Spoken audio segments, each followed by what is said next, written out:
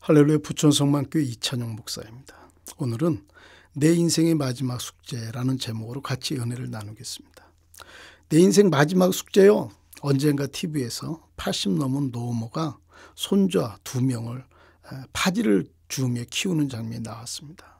초등학교 4학년이나 5학년쯤 되는 두 녀석들은요. 꼬부랑 할머니가 리어카를 끌며 파지와 고무를 주울 때 곁에서 밀어주기도 하고 파지들을 주워도 하고 둘이서 개구지게 장난들도 해댔습니다. 그 할머님 인생의 마지막은 손자 둘이 성장해서 독립할 때까지 곁에 있어주고 키워내야 하는 삶이었습니다. 그때까진 아파서 누울 수도 죽을 수도 없습니다. 2명의 손자들을 키워내야만 하는 삶, 그 삶을 내 인생 마지막 숙제요라는 말로 고백하고 있었습니다. 내 인생 마지막 숙제요. 이 손자 2명이 장성하게 커서 스스로 독립할 때까지 아팠어도 안 됐습니다. 죽어서도 안 됐습니다. 지키고 키워내야 되는 것이 그 80 넘은 노모의 마지막 숙제였습니다. 미국의 새들백 교회 릭 월렌 목사님의 아들 매튜는 2013년 권총으로 자살합니다.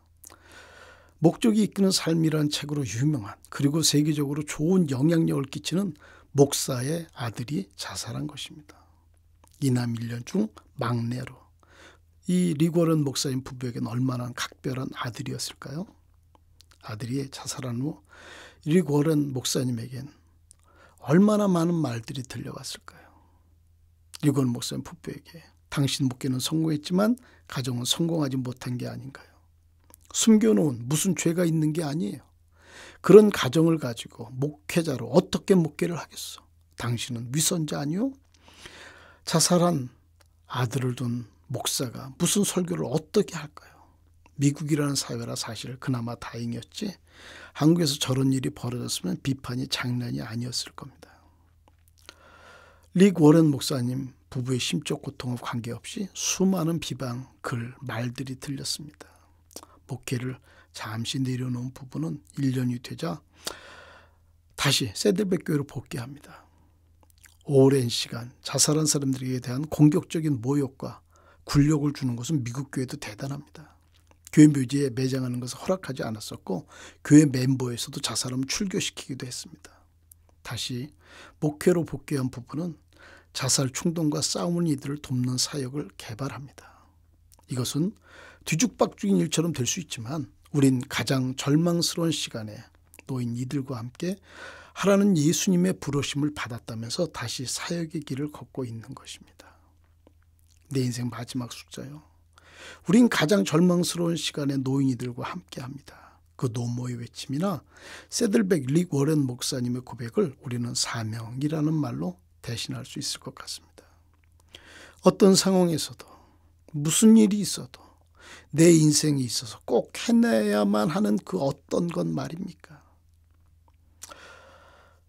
지금 청취하고 있는 청취자분은 마지막 내 인생의 숙제 같은 사명은 무엇인지요? 꼭 감당해야 되는 거예요. 그것 때문에 죽을 수도 아플 수도 없는 거예요. 다른 사람이 손가락질해도 포기하지 않고 끝까지 견뎌내야만 하는 거예요. 내가 이것은 주님 때문에, 이것은 주님이 나에게 감당하라고 부탁했기 때문에 포기하지 않는 그 어떤 것 말입니다. 그 사명이 사실은 우리를 끌고 갑니다.